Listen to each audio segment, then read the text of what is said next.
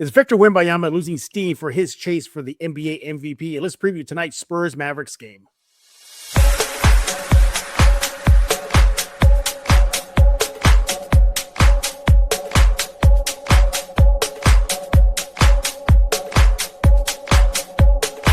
Happy Friday. Welcome back to Spurs in Focus right here on YouTube, iTunes, Spotify. What else you got? The YouTube podcast? Even on YouTube Music? Seriously, pick a platform. You'll find Spurs in Focus. We appreciate you subscribing. You guys are pumping up those numbers. I appreciate it. Our guests appreciate it. We all do. Don't forget about the Spurs in Focus Substack. It's completely free. I hear a rumor our guest actually going to buy the next 50 subscribers because it's free. So look how generous he's going to be.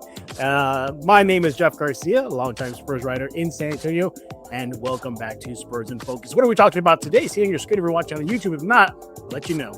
Victor Wembanyama and the chase for the MVP. Seems it's kind of cooling off, right? Yeah, not a lot of buzz of late. Why is that happening? Should fans be up in arms, flipping tables, to giving their TVs and throwing it out the window? We'll talk about that. We'll give you the updated odds, and it doesn't look pretty for Victor Wembanyama. Then preview tonight's Spurs-Mavericks game. Mavericks, do you really want to win this? Don't you want to get a couple extra L's for that lottery? We're going to be talking about that and more. By the way, guess who's back, everybody? Yeah. I know you've been waiting for this day, right? What a better way to close out the week here at Spurs in Focus than bringing on that man. Look who is back, everybody. Mr. James Espinosa with the Sports Rush over at Corpus Christi. Yeah, you want to go and follow him right now. He is on X at Sir Edward James. Is that correct? Yeah, exactly. Go follow him right now. It is just a phenomenal follow. You want to do that ASAP. What else you want to know? Yeah, host of the Sports Sunday Rush, 9 to 11 a.m. James, welcome back to Spurs in Focus. Jeff, always a great time. Spurs in Focus. After our show last week, I was wondering, would I ever be back? And lo and behold, a week later or so, I'm back with the man who is known as the godfather of Spurs media. Thank you so much. Thank you so much. Feels good to be back, Jeff. Let's dive in, man. Let's dive in.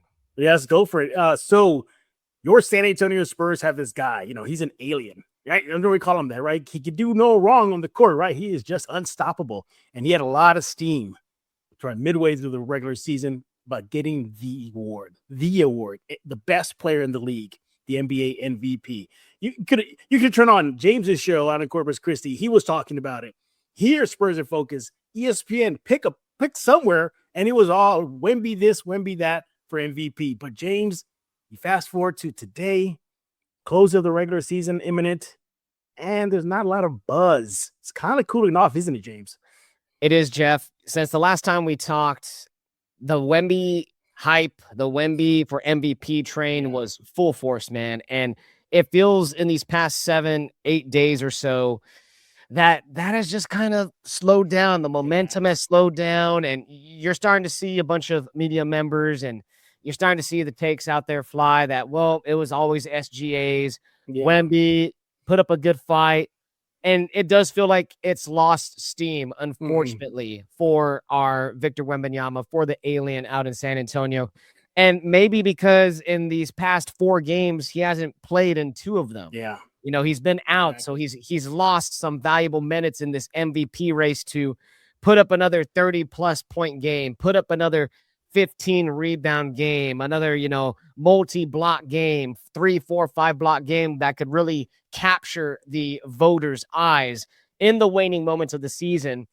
Unfortunate that he did get hurt, against the Sixers, didn't play against the Clippers last week. And then of course didn't play against the Trailblazers the other night. So I think he has been shifted to the background of some of these voters.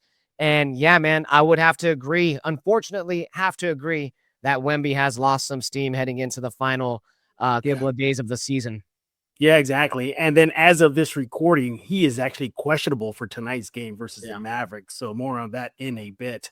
But nevertheless, it looks like it's running out of steam. And just how bad is it? Well, let's take a look at the updated Vegas odds. And according to DraftKings, Mr. James, Wemby is now a plus 2,000. that guy in OKC, that quick point guard, Yeah. the foul baiter. Yeah. Anyway, minus 10,000. Yeah, that's Yeah, that's going to be a tough one to overcome, man. it is. 1,000. That's pretty much a lock at this point, Jam. Yeah, it is. Like one would say, and then but it was a good run, man. Like It was. no one's going to be disappointed at the season that Victor Wembanyama put up. If he finishes second in the MVP voting, which is more than likely going to happen, you're going to look back at year 3 of Victor and say, man, this was the year that he really vaulted himself into the top tier, the top echelon of NBA players. He's now up there, Jeff. He has now become even more household than he was last year or even his rookie year, because I do feel that it took this type of season, it took this type of winning from the Spurs to get to 60 plus wins, which is absolutely mind-blowing. And we talked about that before, how mind-blowing 60 plus wins is for this team this year. But it took all of that, a perfect storm, and for Wemby to finally kind of capture more of the casual eyes, more of the national eyes, and just more of the general NBA fan eyes than what he once had, in my opinion. So, look, this is a good year for him. Most likely finish with the 24.8 points per game, the 11.5 rebounds per game, and of course the 3.1 blocks per game. That is an incredible year. In any other year, that would be an MVP. He's just running up against a buzzsaw in SGA who, let's face facts, man, voters like guys who could score points and score in bunches. And he's averaging about 31 points per game, Jeff. That will probably end up doing it for the MVP race. But exciting times. If I have to guess, Jeff, and place a lifetime wager, right? Let's say I could place some sort of wager lifetime, and you ask me, will Wembanyama win one MVP in his career? Yes. You're placing that bet, man. Yes, it's gonna happen for the man eventually. He put up a heck of a fight. I just don't think it's happening this year. Yeah, the big reason, according to DraftKings, why the massive dip for Wemby is, and you hit it on the head, injuries. Injuries late in the season. Immediately, according to DraftKings, saw, quote, his odds drop from top contender to second place. That is the biggest reason. And look, let's be honest. Let's be honest. Victor, as much he would want that, I think he would rather pick up some W's in the real season in just a few short weeks than getting an award. Now, look, he's a competitor. He's going to get that. But all hope is not lost. That DPOY, Defensive Player of the Year award, you might as well just give it to him right now. Why are we even waiting? It's just a formality, right? All team, first NBA, give it to him right now. He's going to pick up some hardware. Yes. Soon as the regular season is over. Good news for James, though. He's prepared for that bad news that SGA is going to get the award because he already has the liquor behind him. I see it on his screen there. Yes, right there, man. He's ready. He's going to have one for Wemby when SGA's name is likely to be called. But as James, you hit on the head. Overall, what a third year. Yes. From the rookie season, then the unfortunate blood clot issue he had in the sophomore season till now. His star is just shooting through the roof right now into the stratosphere. He will be an NBA MVP down the road. Yes. But James, I look at Wemby, though. Let's talk about those injuries before we get into the game preview tonight. Are you a little concerned about that? They sat him out, versus Philly. He's questionable as of this recording for Dallas tonight. Are you a little concerned about that injury, or you think he's just the Spurs being the Spurs? Man, there's a part of me. You look at how big of a man that Wemby is, right? The big stature. Sometimes big guys tend to get hurt, man, and that's plagued a lot of big men before, especially in the lower extremities. But according to what's being reported out there, it's a left rib contusion, and he did have an MRI, and the reports are saying it came back clean, showing no major damage. So I'm not exactly too worried. I think right now the Spurs already have the second seed locked in. You're not going to catch the OKC Thunder for the number one spot. The key thing is this. The award eligibilities, Jeff, we forget about this, right? Wemby needs to play in one more game, Jeff. He needs to get in one more game, playing at least, from what my knowledge is, 20 or more minutes in that game to be able to be eligible for some of these awards like the Defensive Player of the Year. So they got the game tonight against the Mavs. They got the game Sunday against Denver. Man, it sucks because you want him to have those awards, and at the same time, you're kind of torn because you're like, well, the real prize could come in the middle of June when you're hosting a Larry O'Brien and maybe hosting an NBA Finals MVP award. I do think the Spurs try to fit him in, though. I think they try to fit him in. I'm with you. I think they try to fit him in probably Sunday. I'm not sure about tonight, but I think in one of these next 2 games, he for sure is going to get in, Jeff, because they want him to hit that threshold of 65 games for these NBA accolades.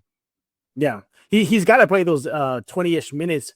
If not, then James Espinosa is going to take the DPOY from him. Victor, you got to play, man, or else that guy seeing you screaming, everybody's going to get that DPOY.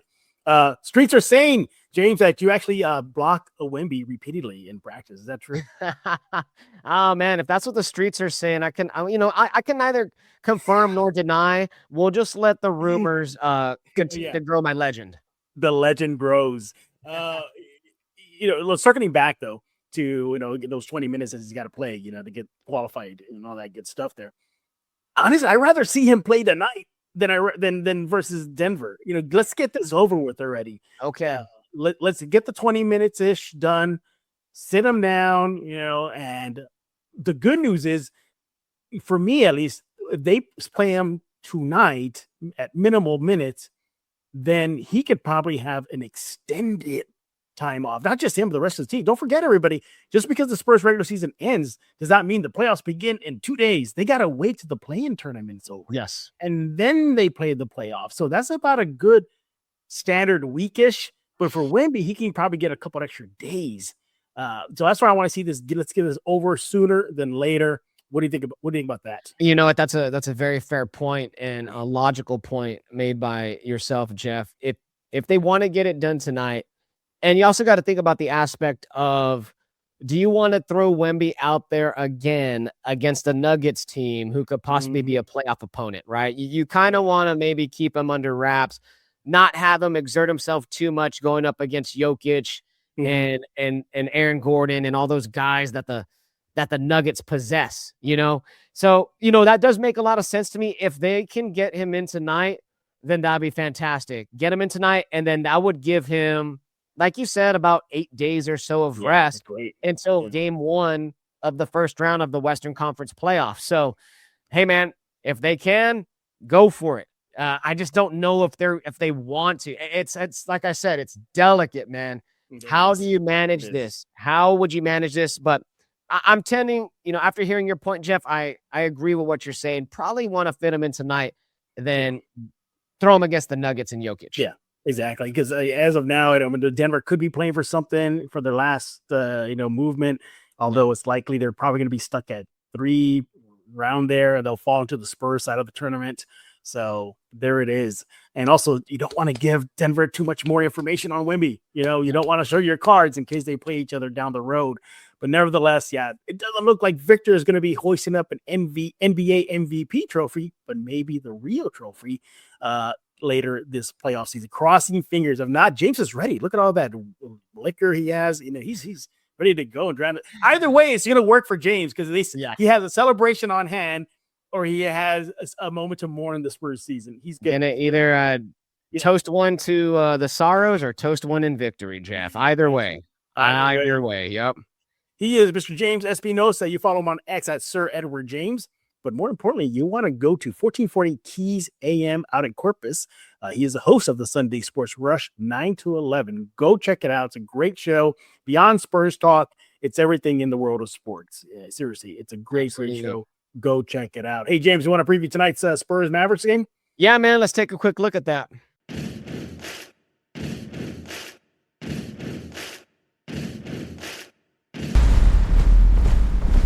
Subscribe to Spurs in Focus. Resistance is futile. All right, so your San Antonio Spurs are back in action tonight. The regular season is winding down like that. It is closing up, but they got to take care of some business. And tonight they got the Dallas Mavericks, the in-state rivals, or I guess ish right now. Dallas, San Antonio, total opposite ends of the spectrum right now. Spurs are playing for something. Dallas is playing for something, but it's called getting those lottery odds higher and higher and higher. So, Dallas, do you really want to win tonight? Do you really want to see that happening? James, let's take a look at the tail of the tape here. And there you have it, Spurs-Mavericks. And you can see very lopsided Spurs in major statistical categories. But if anything, what jumps out at you, James, when you look at this matchup? You know, what really jumps out to me is how much points that the Mavericks give up per game. You know, ranking 24th in the NBA, bottom third in that specific category. And then the 3-point percentage as well, 28th in the NBA for the Mavericks and shooting threes. Look, you can look at what the Mavs have done this year, and obviously they got a bigger plan in play. Yeah. They could have maybe brought back Kyrie Irving a little bit earlier, right? If they wanted to win some games. But if you follow the Mavs and if you're a Spurs fan, you tend to follow what that team in Dallas is doing because they're a rival, right? I know I do. I try to follow what they're doing. I've enjoyed watching the young Cooper Flag, who will most likely be the NBA Rookie of the Year. As of this recording, he's the odds favorite, just ahead of Con Knipple of the Charlotte Hornets, who's another fantastic player in his own right. But look at what the Mavs have done. This is obvious. They're trying to acquire more ping pong balls. They're trying to get as high in the lottery as they can. And we've seen this story before, Jeff. Not too long ago, this Spurs team was trying to do the same thing after they landed their generational superstar. So I kind of see the Mavs in that transitional phase like the Spurs were a couple seasons back. They're probably not going to go the hardest tonight. They're going to give it a serviceable effort, but San Antonio has had their way with the Mavericks all season long. You know, 3-0 against the Mavs. The last game coming February the 7th, 138-125. Each time that the Spurs and Mavs have played this year, they've put up 125 points or more, and twice they've gone over 135. So, look, they're going to score on this team with Victor or without Victor. That is still to be determined as of this recording. But, hey, man, I'm just looking forward to some nice basketball, and I want to see this young Mavericks team be competitive because, in my opinion, Jeff, when the Mavs are good and the Spurs are good, things are a little bit better in the NBA in Texas. I love that rivalry. And as Spurs fans, the Spurs team, they're going to have to be putting up with what the Mavs are going to be building here in this next year or two, because I firmly believe that Cooper Flag, he's going to get himself up there, man. He's already looking incredible as a 19-year-old rookie. Scored 50-plus points the other night. I think he was the first ever 19-year-old to score 50-plus points, which is insane. I'm just looking forward to a nice, decent matchup, but I think the Spurs in the end are probably going to win by about 10 or plus points. Look, Spurs, just be cool. Yes. You know, don't risk injury. You know, if you know, somebody just, if Vassell looks like he's walking gingerly, all right, take him out. He's done for the exactly. That's the point I am right now with this team. But you're right. The Spurs have beaten the Mavericks 3 straight this season, but overall, they've won 4 in a row versus Dallas, dating back to last season. Look, to the Spurs and Mavericks credit, there have been close games. Look at the last game. Spurs won 138-125. The previous game, 135-123. Relatively close-ish. So it should be at least a fun time. Yeah, but, I'm also fun. Yeah, it is. Another sub story I'm looking at too is the number 2 pick versus the number 1 pick. You know, Harper and Flag. I think that'll be fun. You know, Harper. It's. I guess I want to use the word unfortunate. I mean, I'm pretty sure it's fortunate for him to be on the Spurs side of things right now. Can you imagine if he got drafted number 1? Isn't playing in Dallas right now, and they're playing for the lottery, and Flag is, you know, on this side, you know, playing for a possible title run. So Brett Harper is fine with that, but you know, you got to give it to Harper. If he had been anywhere else, man, he could be in the mix for Rookie of the Year, couldn't he? Yeah, no, you're right. And it's if you're Dylan Harper, you know that's probably the case, right? You go number 1, you're probably averaging more than the 22 minutes you're getting per game with the Spurs. You're probably averaging more than the 11.8 points per game. You're getting a lot more volume with the ball, etc. You're getting a lot more run. But at the same token, right, Dylan Harper, you know, if I could put myself in his mind for just a tad moment, the great mind of the young Dylan Harper, you got to kind of feel lucky, man, that you joined a ready now team and you could be alongside Victor Wembanyama, and you're only going to benefit from that, man. Yeah. There's going to come a time someday where Dylan Harper is in the starting five, where Dylan Harper is getting majority of minutes in the backcourt. He's going to be that type of player, Jeff.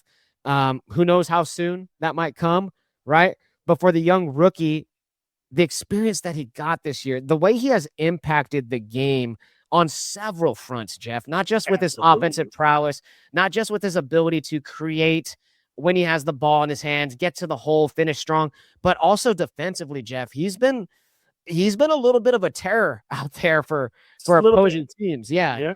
You know, so I've enjoyed everything I've seen out of him. And there was a scenario, Jeff, let's not forget, there was a scenario during the lottery where the Spurs almost got the number 1 pick again. Yeah, and close. I mean, the alternate universe, the multiverse, so to speak, of the NBA could have had Cooper Flagg on this Spurs team and Dylan Harper on that Mavericks team. Yeah. So, I mean, it just the ping pong balls went the Mavs way, but I think it worked out for everybody. It did. And it did.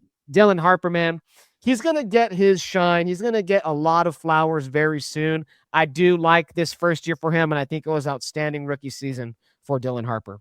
Yeah, definitely going to be in that all-rookie team. Absolutely. There's no doubt about it as well. You know, looking back at that draft, though, James, I think for the Spurs, it was win-win. If Harper had gone 1, great. We got Flagg, and Flagg would have addressed the need for the forward spot. In that would flip, great. You know, now the Spurs got a potent backcourt, you know, so the Spurs were sitting pretty at number 2. So I always thought it'd be you know, a coin flip and Spurs would win out. It's an interesting thought exercise. How different would the Spurs be if they would have got that number 1 pick in Cooper Flagg? Hey, right? remember when Spurs fans were getting all up in arms about Knipple? Oh, yes. I forgot who it was. Imagine if the Spurs had picked Knipple at 2. You know, that would have been very interesting. That would have been interesting. And I've heard that argument before about how his shooting could extremely help this team right now. I mean, they could have went a multitude of ways, but it worked out in the end for everyone. And Harper with the Spurs, it seemed to be a perfect fit. Absolutely. I'm going to take Spurs tonight. I'm assuming you're going to take the Spurs tonight as well. Yeah, I'll go Spurs tonight. I'm going to go double digits, man. Okay. Give me about a 12 to 13 point win. Yeah, I'm with you too. And against Spurs, just get those 20 minutes out of the way for Wemby and then sit them down for the rest of the regular season and that long break for the play-in tournament. I think that's the prudent thing to do. Hey, what about y'all? Do y'all think the Spurs will get the W tonight? And what do you think about Wemby's case for the MVP? Kind of losing steam right now. You want to let James know on X immediately at Sir Edward James. Again, he is with 1440 Keys AM in Corpus, host of the Sunday Sports Rush. I am on X at Jeff G Spurs Zone. And don't forget to subscribe to Spurs In Focus Substack. Hey, I know, James, you got a few more minutes, so I'm going to get a little nerdy with you just to close out. Let's go. Nerd! All right, James. The last time you were on, you talked about science fiction books, your passion for science fiction books, and you gave your recommendations. Since we last spoke, have any other books popped up in your head that you want to recommend to everybody? Yeah, so I currently started a new book. Over the past week, I started a new book. I'm about 140 pages in out of a 400 and I'd say 50-page book here. So this one's kind of one of the more popular books out right now in the science fiction realm, Jeff. It is I'm gonna flip the book around. Sure. It is it's called Dungeon Crawler Carl by Matt Dinneman. And I heard about this one. And okay, so what makes this book extremely unique, and allow me to nerd out for a quick minute here. No, that's what this segment is all about, man. Nerd. I mean, look, hey James, look behind me right now. So Dungeon Crawler Carl is a book that is about it's a post-apocalyptic dystopian type of book, but it is in the realm of a lit RPG, literature RPG. It has video game elements into the book. So when you're reading the book, the character that you are reading, Carl, the main character, he has to level up all his attributes. He has to go through levels. There's boss fights. There's kind of like game menus that you're reading while you're going through the book. Achievements will pop up. Just imagine yourself playing a role-playing game, an RPG style game, but you're reading the book version of that. Aliens, of course, involved. Earth at peril, and Carl, the dungeon crawler, has to find his way through this RPG style world. While he's also, this is the thing about it. I mentioned that it has video game style within it, right, Jeff? He's put into a game show that is being broadcasted across the galaxy that he has to survive. So, I mean, it's one of the more interesting books that I've read. It's not the conventional sci-fi book. I am really enjoying the style. It's funny, it's hilarious, but it's also pretty deep, and it also makes you question a few things about, of course, a lot, life and space and all that stuff. Dungeon Crawler Carl by Matt Dinniman. That is my book of the month. Hey, correct me if I'm wrong. Isn't it part of a trilogy or a series? Oh, so okay, yeah. There's about 8 books. Yeah, that's what I thought. Yeah, there's a lot of them. This is book 1. Of course, I barely started, and there's just supposed to be a new book coming out here within the next month or 2. It's that popular. It's very popular. It's probably one of the hottest sci-fis out right now. It's very unique in that aspect. Very, very unique. I would recommend it if you want more of a video game RPG style of a read. It's different. It's different. Let me tell you, it's different, but it's fun. It's fun. Do you think it'll translate well into a movie or a TV series? So I think I would like to see it more adapted into a series, because there's just a lot of there's just a lot going on, and I think a TV series would be able to capture more of the source material. So I think it'd be good. I think it would be good. It just depends, of course, who's acting and all that stuff, who's directing, but it's a good enough story, in my opinion, to be adapted. You know what? I think the best venue for this would be animation, based on what you told me. I think with animation, you can probably cram more of the book and its elements into an animation, because in animation, you can go wild. Yeah. So whenever I'm reading the book, I'm using my imagination, of course. I'm getting my brain going. SpongeBob imagination. I do. When I'm reading the book, I picture the characters in my head as animated characters. So it's funny that you bring that up. That's kind of how I picture this world that's being portrayed by Matt Dinniman. Dungeon Crawler Carl. I'd recommend that for those who want a different style of sci-fi read. I feel like I should be lifting up like a teacup in this very sophisticated moment in the Spurs segment here. Oh, do tell us more about these books and this literature. Do tell. Maybe that could be every time I come on. I'll give you my book of the month or just some updates on what I'm doing reading wise in our Let's Nerd Out segment. So that sounds fun. Yeah, exactly. Yeah, I appreciate it too, because trying to read more is what I'm doing. What I'm reading right now kind of doesn't compare to what you just showed us, but I'm reading the compendium of every freaking single Transformer comic that came out since the 80s until now. I'm like almost finished with volume 1. Volume 2 still picks up with the Marvel era, and when it transitioned to, I think it was Dark Horse. But get this, volume 3, I already bought it. It's in hand. That covers the comics when it was over in the UK, when the UK artists and writers took over. So that one I'm looking forward to, because I heard on the streets that one's a lot more grimier and grittier and tougher than maybe what Marvel was a lot. Yeah. So I'm taking a look at what you're talking about, the Transformers compendium. 1, 2, 3. Yeah. These, I mean, they look pretty thick, Jeff. They're huge, man. They're like So you're telling me it's all the comics ever created in one book. In one book, yeah. So you can just keep flipping and flipping, and it's the whole saga. Yes. That's freaking incredible, dude. Yeah. And let me tell you, based on like the movies, like in how they portray Megatron and in the cartoon series, pales in comparison to how brutal he is in the I have heard that the comic book is a lot more grittier, so to speak. It's a lot. And they get their elbows a little bit more dirty. Yes. There's one arc where I'm not spoiling anything because he's been out since the 80s and the 90s. Yeah. There's one arc where Megatron got stuck in his gun form, like he couldn't transform out of his gun form, and the mafia and the mob found out about it and how they use it. God. And that was an incredible arc. I was like, wow.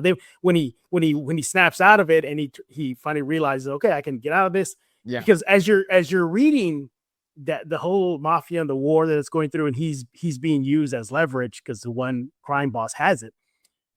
You can see his thought bubbles, and he's hating life. He's pissed off. He's like, these fleshings are using me. I can't believe this. And then when he finally snaps out of it, he wants to kill the human. He wants to go after. He wants to go after it. Wow. But get this, he pauses. He says, "You know what? I would have done the same thing."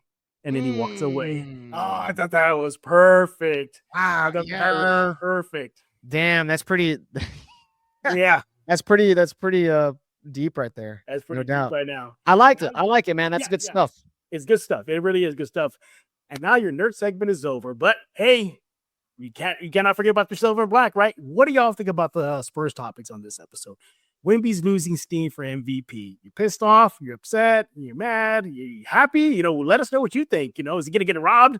And also, what do you think about tonight's Spurs-Mavericks game? Toss-away game, or Wemby get his minutes over? Let us know ASAP. You let James know on X at Sir Edward James. Let me know on X at Jeff G. Spurzo.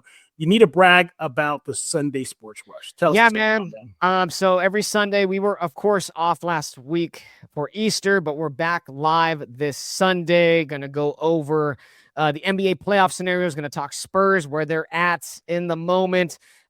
We're just a fun show, man. We cover all things Texas, national. Sunday Sports Rush. We're on News Talk KEYS 1440 AM, and we have an FM channel. Nice. 98.7 FM. You can find us online, 1440keys.com. We have an app, 1440 Keys app. And of course, find us anywhere you go, because after our live show is done, we do put it in podcast form. So Apple, Spotify, all of the major podcast platforms, just search Sunday Sports Rush, download it, and enjoy, man. I think y'all guys would enjoy the show. Absolutely. I am a guest there, and I do enjoy it. The guys there put on a bang-up show. Again, if you needed something beyond Spurs, just sports in general, he is the man to go to. Best way to do it, just follow him on X. It's real simple. Yes. At Sir Edward James. There you can find all the links, the shows, everything he puts it out there. He's really good about that. James, thank you for closing out this week here in Spurs in Focus. We appreciate it. And we appreciate the book recommendation too. I saw it piqued my interest, man.